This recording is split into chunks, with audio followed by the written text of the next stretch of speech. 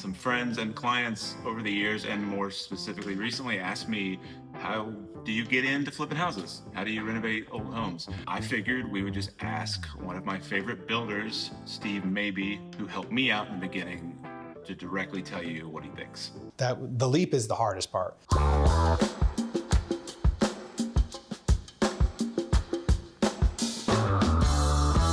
My name is Steve Mabee with Mast Building Company, and I build houses.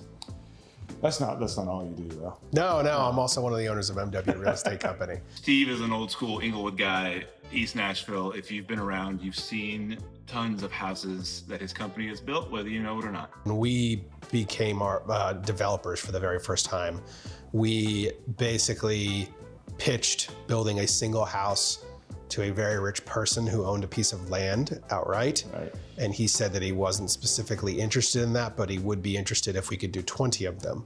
And that's how our company started. And we started with honestly like an empty pocketbook and a trust in us that we probably didn't deserve. Ironically, Steve and his partner Nathan are the two guys who put their trust in me when I hadn't really earned it yet, and I just got a lucky opportunity to start. What you did and what we did, there's two huge similarities, which is that we found people that knew more than we did.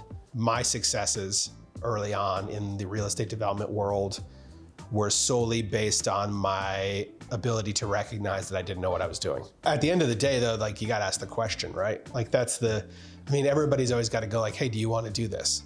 You're the person kind of planning this thing out, wants to do something special.